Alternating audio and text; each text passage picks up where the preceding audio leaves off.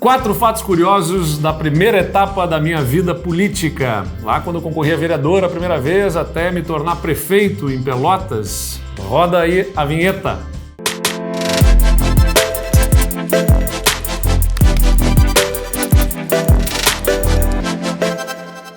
Quando eu me refiro à primeira etapa da minha vida política, eu estou falando antes de ser governador, porque todos aqui acompanham, né, veem com mais frequência a minha participação na política desde que eu me tornei governador do estado do Rio Grande do Sul. Mas antes disso, né, minha primeira participação foi lá em 2004, quando eu concorri pela primeira vez a vereador, aos 19 anos, em Pelotas. E a primeira curiosidade que eu trago aqui a vocês é que, embora muita gente fale, né, que o Eduardo foi lá quando concorreu a primeira vez a vereador, o vereador mais jovem, não, naquela primeira eleição eu não fui eleito, eu fui o primeiro suplente de vereador. Com 2.937 votos, eu me tornei o primeiro suplente de vereador. E aquela curiosidade até foi uma situação um pouco triste para a minha vida e da minha família, porque no mesmo dia, antes da eleição, eu tive a infelicidade de perder a minha avó, a mãe do meu pai. Foi uma circunstância de muita tristeza.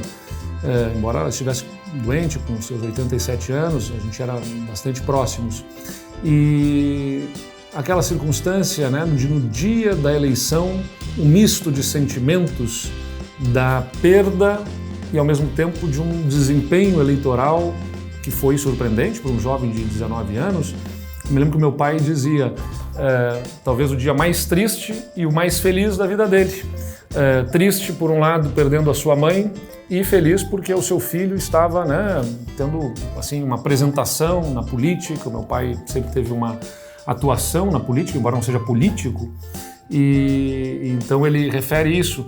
Mas o curioso para mim foi, eu por um instante deixei de, quando fecharam as urnas, de me lembrar que tinha eleição, né? Porque eu estava num momento de tristeza da perda da minha avó, tínhamos acabado de sepultá-la, e um amigo meu é que me cutuca e me diz o seguinte: tá bem, Eduardo, mas a gente tá triste, estamos aqui solidários a ti, mas a gente não vai acompanhar a apuração dos votos? Eu digo, puxa, é verdade, vamos acompanhar. Naquela época não tinha celular pra gente ver, né, a apuração nem nada, era ligar o rádio e escutar na rádio a apuração, era o que tinha na cidade, né? Não tinha nem na televisão acompanhamento em tempo real do que eram as apurações, como a gente apura agora. Eu já falei tantas vezes aqui, né, que essa coisa de ser jovem é jovem relativo, né, porque estamos falando de 18 anos atrás, olha a diferença que faz a tecnologia na vida da gente. E aí, ligamos a rádio e a primeira coisa que eu escuto no rádio é um jornalista entrevistando um mesário que estava entregando o disquete da urna lá num dos ginásios, e pergunta para ele, o radialista, né, quem é que foi o prefeito mais votado na sua urna? Foi o fulano. Quem foi o candidato a vereador mais votado na sua urna? Né? Foi Eduardo Leite. Então imagina, a primeira coisa que eu escutei, assim, né, já estava a apuração rolando, né, a primeira coisa que foi Eduardo Leite. Eu escuto o radialista dizendo, pois é, mais uma urna em que Eduardo Leite é o candidato mais votado. Eu e meus amigos nos olhamos ali, puxa vida, como assim mais uma urna? Então você mais votado em várias urnas? Como assim, né? Aí volta o radialista e pergunta e diz para o jornalista que fazia a âncora do programa da apuração, né, certamente na sede da rádio lá, que chama a atenção e destaca. Pois é, Eduardo Leite vai sendo até agora o terceiro candidato mais votado, com 1.900 e tantos votos. No primeiro momento que eu escutei, né, a apuração dos votos, eu estava como terceiro candidato mais votado, 1.900 e tantos votos, que em Pelotas é um monte de votos, para vereador. E o radialista diz o seguinte, né? Vai sendo até agora o terceiro mais votado, com 1.900 e poucos votos. Afinal, quem é Eduardo Leite? Dizer. E aí os colegas de rádio dele ali dizem, pois é, estamos aqui investigando, procurando para saber quem é esse Eduardo Leite, que vai sendo um dos mais votados. E agora parece que é o filho do professor Marasco. Meu pai era professor da universidade, e a rádio era a rádio da universidade, então estavam ainda buscando saber quem eu era. Mas acontece que, né, depois a eleição vai se desdobrando, e apuração, e acaba que eu fiquei de primeiro suplente de vereador, né? 2 outros vereadores da nossa coligação, candidatos da nossa coligação, acabaram ocupando a primeira as primeiras posições, eu fiquei como primeiro suplente de vereador. E aí que eu até digo aqui, deixo esse recado para quem nos acompanha aqui bastante no nosso YouTube. Às vezes, quando as coisas parecem dar errado, na verdade, pode ter um sentido ali, né? Porque não ter sido eleito vereador me proporcionou uma outra experiência na política que eu não teria tido se eu tivesse sido eleito. O prefeito que foi eleito na época em Pelotas me convidou para trabalhar com ele, eu fui ser assessor de um secretário municipal, secretário de governo, fazia relação com os conselhos municipais, o Conselho dos Direitos da Criança e do Adolescente, o Conselho de Assistência Social. Acabei me tornando secretário municipal de assistência social por um período, então toda essa relação com conselhos tutelares, entre outros, acabou me proporcionando uma experiência na administração pública que se eu tivesse sido eleito vereador já na primeira eleição, eu não teria tido. Por isso que fica já este exemplo, esse recado aqui da minha própria experiência, que é, né, às vezes tem um propósito lá de cima para nós, mesmo quando as coisas parecem dar errado, a gente sempre tira uma lição e ali uma oportunidade nova. Tive uma experiência maravilhosa na prefeitura e fui crescendo até me tornar depois secretário municipal, chefe de gabinete do prefeito, o mais jovem também na história da cidade. 21 anos de idade eu era o chefe de gabinete do prefeito, fazia ali, né, as agendas do prefeito, despachava com o prefeito, revisava os projetos e os processos que antes da assinatura do prefeito, então tudo isso tinha uma experiência toda ali que foi bastante importante para mim. E aí entra a segunda curiosidade. A segunda curiosidade é que, bom, vocês sabem que 6 meses antes de uma eleição, né, quem está ocupando o cargo no executivo para concorrer precisa se desincompatibilizar. E eu tinha que, então, deixar de ser o secretário municipal lá, que eu era chefe de gabinete do prefeito, para concorrer novamente, então, a vereador em 2008. E aí eis que um dos vereadores lá em Pelotas foi cassado.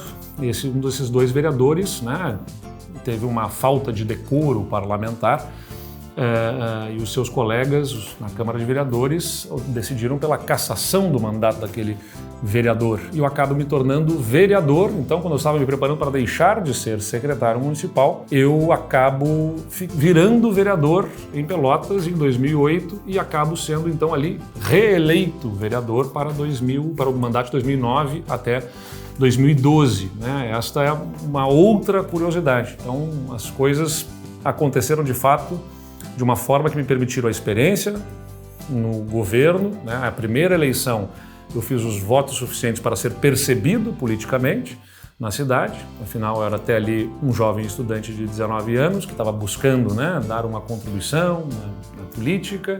A votação que eu fiz lá de quase 3 mil votos me faz ser percebido, viro um assessor importante aí no governo, na prefeitura, e aquilo ali vai me proporcionar uma experiência e viro vereador aí já com essa experiência, né, do município e acabo sendo reconduzido lá com 4.095 votos em 2008 para o mandato seguinte.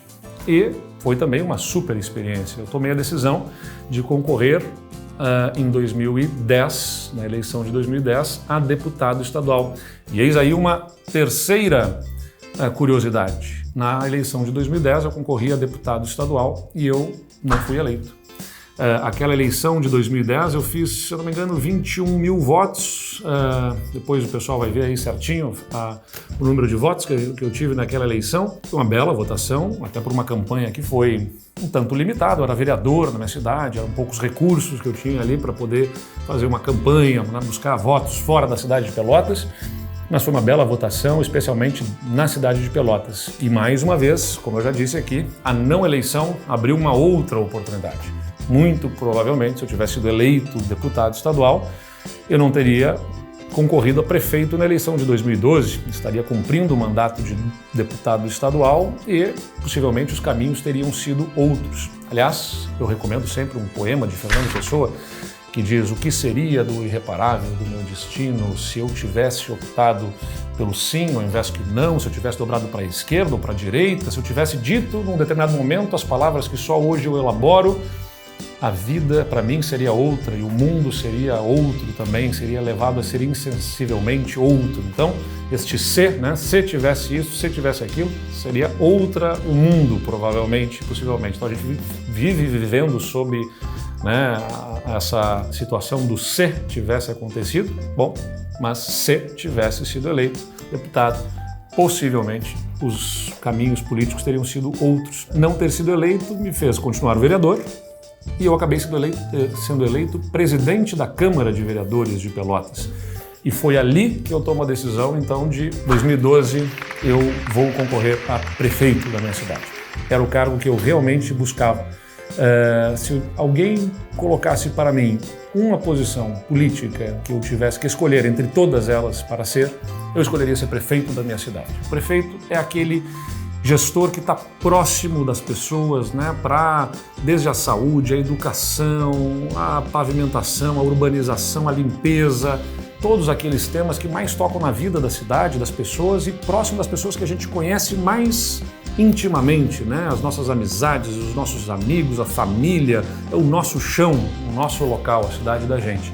Então eu queria ser prefeito de Pelotas e tive a alegria de ser eleito aos 27 anos, em 2012, o mais jovem prefeito da minha cidade. E aí entra a quarta curiosidade, quando eu viro prefeito aos 27 anos, faço 28 anos de idade no primeiro ano do governo, e ali em junho de 2013 a gente tem aquele episódio das manifestações, né, que desencadeiam, né, um movimento da cidadania, dos brasileiros que saem às ruas, se insurgindo no primeiro lugar contra o preço das passagens de ônibus, e em seguida outras tantas pautas vão sendo ali demandadas. E eu me lembro que lá em junho de 2013, imagina, eu era prefeito da minha cidade aos 28 anos de idade, pressão nas ruas, né? Muita gente saindo às ruas para demandar, reclamar da situação das coisas.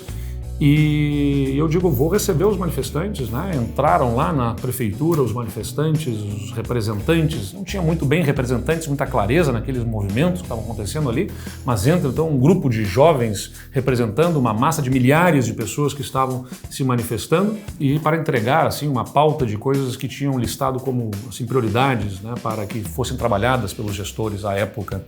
Eu me lembro que fizeram aquela foto e depois um secretário experiente que eu tinha, já de mais idade, me disse o seguinte: o mais curioso desta foto é olhar e pensar, quem aqui é o prefeito, quem aqui é o manifestante? Né? Porque afinal o prefeito tinha 28 anos de idade naquela situação, recebendo os jovens que se manifestavam, se insurgindo contra tantas situações que o Brasil inteiro, né, naquele momento estava gerando de demandas. Então, enfim, né, nas curiosidades que eu trago para vocês aqui, nessa minha trajetória de vida pública, nesses primeiros movimentos, né, depois, claro, as coisas vão adquirindo outros contornos e outra dimensão na medida em que, ao deixar de ser prefeito, sou demandado aí para uma candidatura a governador, mas aí isso é história para um próximo vídeo que a gente vai poder falar para vocês aí dos passos seguintes. Mas se fica aqui desse vídeo algo para que vocês possam trazer até para discussão aqui nos nossos comentários, né? E quem sabe expor aí também situações em que vocês às vezes parece que a vida estava dando errado e quando vocês olharam depois para trás, ó, foi bom ter acontecido daquele jeito e deu um outro curso para a história ali. Compartilha com a gente, conta para nós, divide com todo mundo que nos acompanha aqui, porque esse nosso canal é para termos essa troca que é tão importante, tão gostosa, tão boa para a gente fazer aqui no YouTube, beleza? E não esqueçam de se inscrever no nosso canal, ativar o sininho e chamar mais gente para vir aqui com a gente interagir. Até o próximo vídeo, valeu! 4 circunstâncias curiosas, assim, que eu faço, eu chegar até gravar a última vez, vai ser... Até a minha eleição de prefeito, vai lá, vamos já. A primeira parte da minha carreira política, da minha primeira... Então, roda o VT. Vinheta.